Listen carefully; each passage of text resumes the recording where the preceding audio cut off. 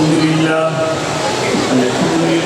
نحمده ونستعينه ونستغفره ونؤمن به ونتوكل عليه ونعوذ بالله من شرور أنفسنا ومن سيئات أعمالنا من يهده الله فلا مضل له ومن يضلله فلا هادي له ونشهد أن لا إله إلا الله وحده لا شريك له ونشهد أن سيدنا وسندنا حبيبنا مولانا محمدا عبده ورسوله أما بعد فأعوذ بالله من الشيطان الرجيم بسم الله الرحمن الرحيم قال الله تبارك وتعالى في كلامه المجيد لو أنزلنا هذا القرآن على جبل لرأيته خاشعا متصدعا وقال رسول الله صلى الله عليه وسلم خيركم من تعلم القرآن وعلمه صدق الله العظيم وصدق رسوله النبي الكريم ونحن على ذلك لمن الشاهدين والشاكرين الحمد لله رب العالمين. سب سے پہلے تو میں ان طلباء کرام کے والدین کو مبارکباد پیش کرنا چاہتا ہوں جن کی ابھی کچھ دیر قبل ان کی آمین ہوئی. یقیناً وہ تمام کے تمام طلباء کرام اور ان کے والدین اور ان کے اساتذہ کرام بہت بہت زیادہ مبارکباد کے مستحق ہیں. دوسری بات یہ عرض کرنا چاہتا ہوں جیسے کہ آپ حضرات کے علم میں ہے کہ ہمارا مدرسہ شاہ فیصل ٹرسٹ جامع مسجد مدینہ و مدرسہ شاہ فیصل ٹرسٹ یہ کوئی نیا مدرسہ نہیں ہے. میری پیدائش سے قبل کا مدرسہ ہی ہے. میں نے خود ناظرہ قرآن پاک اس مدرسے کی 4 دیواری کے اندر پڑھا ہے. اس مدرسے کی 4 دیواری کے اندر پڑھا ہے.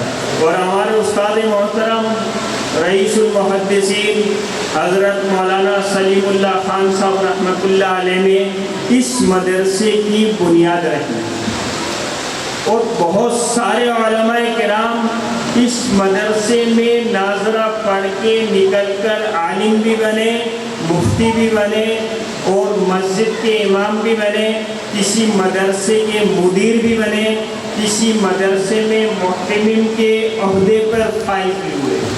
الحمدللہ اس کا فیض وہ جاری و ساری ہے. آج بھی تقریباً 15 طلباء کرام اور 15 ہی طالبات وہ اس مدرسے سے ناظرہ قرآن پاک پڑھ کر فارغ ہوئی. تو میرے محترم بھائی بزرگ دوستوں, مدرسے کے استادوں کی ذمہ داری پڑھانے کی ہے. یہ پنکھا ہے, یہ پنکھا اگر اس کے 2 پر ہوں گے, اس کے 2 پر ہوں گے تو یہ پنکھا اپنے مقصد کے اندر ناکام ہے کیونکہ ہوا نہیں دے گا. 2 پر ہوں گے تو ہوا نہیں دے گا, 1 پر ہوگا تو پھر بھی ہوا نہیں دے گا. جب اس کے 3 پر ہوں گے تو یہ کارآمد بھی ہے اور لوگ اس سے فائدہ بھی اٹھائیں گے. اسی طریقے سے صرف استاد کی طالب علم کے اوپر ذمہ داری نہیں ہوتی بلکہ ایک طالب علم ہے, دوسرا استاد ہے, تیسرا اس کے والدین ہیں. جب یہ تینوں کی ذمہ داری ہر آدمی اپنی ذمہ داری پوری کرے گا تو یہ طالب علم جو ہے وہ چیز بن کے کوئی نکلے گا. لوگ اس سے فیض بھی حاصل کریں گے, یہ فیض بھی دینے والا ہوگا اور لوگ اس سے فیض لینے والے بھی ہوں گے. آج عموماً یہ شکایت کی جاتی ہے کہ فلاں استاد نے صحیح نہیں پڑھایا, فلاں مدرسے کے اندر پڑھائی صحیح نہیں ہے. میرے محترم بھائی بزرگ دوستو, پہلے کے لوگ والدین جو ہے استاد کا مقام جانتے تھے اور اپنے بچے کی تربیت کے حوالے سے خود فکر مند ہوتے تھے. اس کے بارے میں ایک میں مختصراً واقعہ آپ حضرات کے سامنے پیش کرنا چاہتا ہوں حضرت خواجہ قطب الدین کاکی رحمتullah علیہ، حضرت خواجہ قطب الدین بختیار کاکی رحمتullah علیہ۔ کاکی جو ہے وہ ہندی زبان کا لفظ ہے، اور ہندی زبان کے اندر کاکی جو ہے وہ روٹی کو کہتے ہیں، روٹی کو۔ جب چھوٹے سے تھے، ننھے منھے سے مدرسے جاتے تھے، مدرسے سے آتے تھے، بھوک لگتی تھی، تو والدہ نے سوچا کہ بچے کا تعلق براہ راست اللہ سے بنایا جائے۔ تو والدہ نے بچے کو کہا، حضرت خواجہ قطب الدین کاکی رحمتullah علیہ چھوٹے بچے تھے، مدرسے سے گھر واپس لوٹے، والدہ سے کہا کہ والدہ محترمہ اتنی تیز بھوک لگی ہے کہ آپ مجھے روٹی دے دیں۔ تو والدہ نے کہا کہ بھائی روٹی تو میں کہاں سے دوں گی، آپ اللہ سے روٹی مانگیں، آپ اللہ سے روٹی مانگیں۔ والدہ نے بچے کے لیے روٹی بنا کے پلنگ کے نیچے چھپا دی اور کہا کہ 2 رکعت نماز پڑھ کر آپ اللہ سے روٹی مانگیں تو اللہ آپ کو روٹی مہیا کر دے گا۔ بچے نے 2 رکعت نماز پڑھی، گڑ گڑا کر اللہ، یا اللہ بھوک لگ رہی ہے، بھوکا ہوں، مدرسے سے آیا ہوں، روٹی چاہیے۔ اب جب دعا سے فارغ ہوا اور اپنی والدہ محترمہ سے پوچھنے لگی کہ والدہ صاحبہ روٹی کہاں ہے، کہا کہ دیکھو بھائی کہیں نہ کہیں رکھی ہوئی ہوگی اللہ نے۔ اب جب پلنگ کے نیچے دیکھا تو روٹی مہیا تھی، روٹی کھا کے سو گئے۔ دوسرے دن بھی یہی معاملہ ہوا، تیسرے دن بھی یہی معاملہ ہوا، یہ معاملات چلتے گئے۔ ایک مرتبہ والدہ کسی رشتہ دار کے گھر گئی، شادی بیاہ کی تقریب میں، روٹی پکانا اور پلنگ کے نیچے چھپا کے رکھنا بھول گئی۔ اب شادی میں جا کے یاد آیا کہ بچہ گھر پہ آئے گا، آج تو اس کا تعلق اللہ سے ٹوٹ جائے گا۔ فکر مند وہاں سے بھاگتی بھی آئیں، روتی بھی آئیں، یا اللہ آج میرے بات کی جو میں نے بات اپنے بچے کو سکھائی ہے اس کی لاج رکھ لینا، اس کی لاج رکھ لینا۔ جیسے گھر میں پہنچی تو بچے کو دیکھا وہ آرام کی نیند سو رہا ہے، فوراً بچے کو اٹھایا اور کہا کہ بیٹا آپ نے روٹی نہیں کھائی ہوگی، میں روٹی بنا دوں؟ آپ نے روٹی نہیں کھائی ہوگی، میں روٹی بنا دوں؟ تو بچے نے والدہ سے کہا اماں جان میں نے وہی کیا جو آپ نے مجھے سکھایا تھا، 2 رکعت نماز پڑھی اور میں نے دیکھا تو میرے بستر کے نیچے روٹی تھی، اور قسم کھا کے کہہ سکتا ہوں ایسی روٹی تھی جو میں نے کھائی، اس سے پہلے کبھی ایسی روٹی نہیں کھائی۔ تو میرے محترم بھائی بزرگوں دوستو، صرف ایک آدمی کا کام نہیں ہے۔ میں نے آپ کو بتایا، پنکھے کی مثال دی کہ پنکھا 3 پروں پہ چلتا ہے، ایک بھی نہیں ہوگا، ہوا نہیں دے گا، ہم کباڑی کی دکان پہ پھینک کے آ جائیں گے۔ اسی طریقے سے ایک ہے بچہ جو استاد کے پاس آ رہا ہے، دوسرا ہے استاد جو اس کے اوپر محنت کر رہا ہے، تیسرا ہے والدین۔ آج معذرت کے ساتھ یہ کہنا پڑتا ہے کہ ہم استاد بھی محنت کر رہا ہوتا ہے عموماً، بچہ بھی دلجوئی سے محنت کر رہا ہوتا ہے، لیکن والدین جو ہے وہ غافل ہوتے ہیں۔ کس وجہ سے؟ کہ والدین کے پاس موبائل بہت اچھا ہے، آئی فون لیا ہوا ہے، اس کے اندر اپنی زندگی گزر رہی ہے، اس کے اندر اپنی زندگی گزر رہی ہے۔ تو میرے محترم بھائی بزرگ دوستو، آج جو دور چل رہا ہے، آج جس دور سے میں اور آپ گزر رہے ہیں، یہ وہ دور ہے کہ ہم نے اپنے بچوں کی خود تربیت فرمانی ہے، ہم نے اپنے بچوں کی خود تربیت فرمانی ہے۔ ہمارے مدرسے کے اندر الحمدللہ ثم الحمدللہ جو پہلے چیزیں تھیں اس کے اندر ہم نے کچھ چیزوں کا اضافہ کیا ہے، جیسے کہ یہ پینا فیلکس پہ لکھا ہوا ہے، شعبہ ناظرہ ہے، اس کی کلاس علیحدہ ہے، شعبہ حفظ ہے، اس کی ایک کلاس علیحدہ ہے۔ اس کے علاوہ ہم نے شعبہ تجوید بھی جو ہے یہاں پر لے کر شروع کیا ہے۔ وہ بچے جو دوسرے مدرسوں سے پڑھ کر آ رہے ہیں ہمارے پاس، ان کے قرآن کے تلفظ میں، ان کی ادائیگی کے اندر، گنہ مت کے اندر جو کمی ہوتی ہے، ہم شعبہ تجوید میں بٹھا کر اس کی وہ صحیح کراتے ہیں۔ اس کے علاوہ پھر ایک خصوصیت جامعہ کی، ایک خصوصیت ادارے کی یہ بھی ہے کہ ہمارے یہاں پر ماہانہ جائزہ ہوتا ہے۔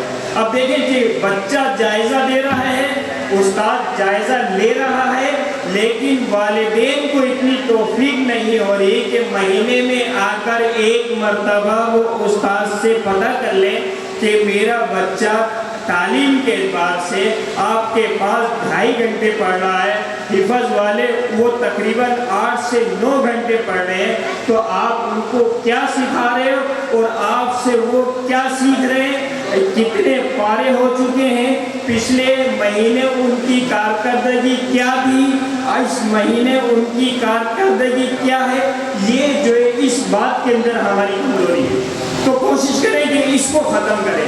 دوسری بات کہ مدرسے کے اندر ہم نے عصری تعلیم کا بھی انعقاد کیا ہے، عصری تعلیم کا بھی انعقاد کیا ہے۔ جو شعبہ حفظ کے طلباء کرام ہیں ان کو جو ہے ہفتے میں 3 دن عصری تعلیم کی کلاسیں دی جاتی ہیں۔ ہمارے بہت ہی عزیز دوست سر علی جو ہے بذات خود وہ کلاس اٹینڈ کرتے ہیں، کسی ٹیچر کو نہیں رکھا ہوا ہم نے، کسی باہر کے آدمی کو نہیں رکھا ہوا، بلکہ کمیٹی کے ممبر سر علی جو ہیں وہ خود ان کلاسوں کو اٹینڈ کرتے ہیں اور خود بچوں کو جو ہے وہ پڑھاتے ہیں۔ اور تیسری بات جو ہے شعبہ تعلیم بالغان، شعبہ تعلیم بالغان وہ بھی ہمارے مدرسے کے اندر ہے۔ اگر کوئی ساتھی، کوئی بزرگ، کوئی ادھیڑ عمر کا آدمی یا کوئی کاروباری آدمی یا کوئی جو ہے نوکری پیشہ آدمی اگر ہمارے یہاں کی کسی بھی قاری صاحب کو آ کر یہ کہے کہ حضرت میں آپ سے نورانی قاعدہ پڑھنا چاہتا ہوں، یا میں آپ سے نماز کے مسائل سیکھنا چاہتا ہوں، یا میں آپ سے وضو کے فرائض سیکھنا چاہتا ہوں، یا زکوٰۃ کے متعلق مجھے آگاہی کر دیں، تو انشاءاللہ العزیز ہمارے یہاں کسی سے انکار کی گنجائش نہیں ہے۔ تو آپ حضرات کی خدمت میں مؤدبانہ گزارش ہے کہ بچوں کی تعلیم و تربیت کے حوالے سے اساتذہ کرام کے ساتھ رابطے میں رہا کریں۔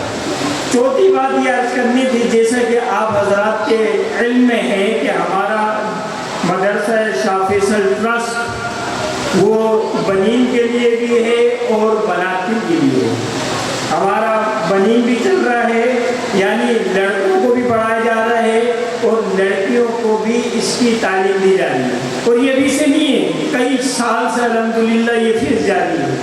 جن بزرگوں نے، ہمارے بڑوں نے یہ شروع کیا تھا، اللہ ان کی قبروں کو نور سے بھر دے، بہت اچھا کام کر کے گئے تھے، بہت اچھا کام کر کے صدقہ جاریہ کر کے گئے تھے۔ تو بنات کے اندر ابھی ہم نے ایک شعبے کا اضافہ کیا ہے۔ اب تک ہم اس لڑکیوں کو صرف ناظرہ قرآن پاک کی تعلیم دے رہے تھے، ناظرہ پڑھا رہے تھے، لیکن آئندہ شوال سے جو داخلے نئے ہوں گے اس کے اندر ایک شعبہ، ایک کلاس کا ہم نے اضافہ کیا ہے، وہ کلاس ہے شعبہ حفظ، کہ جس طریقے سے ہمارے لڑکے وہ شعبہ حفظ کے اندر ہیں اور اس کے اندر قرآن کو یاد کر رہے ہیں زبانی، اسی طریقے سے ہم نے بنات کے اندر شعبہ حفظ کا درجہ 1 رکھا ہے۔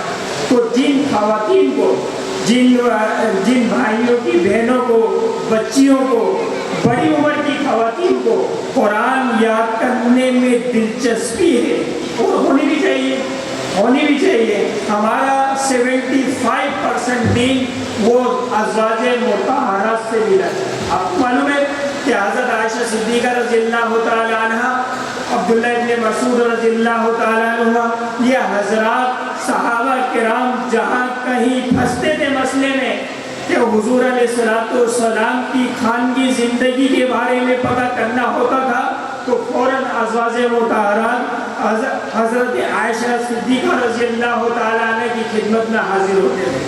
تو جس طریقے سے دین کو سیکھنا، قرآن کو یاد کرنا، قرآن کی تعلیم حاصل کرنا، قرآن کی تعلیم کو اپنی زندگی کے اندر بنانا اور ڈھالنا، قرآن کے اندر ڈھالنا اپنی زندگی کو، مردوں کے لیے ضروری ہے، اسی طریقے سے عورتوں کے لیے بھی ضروری ہے۔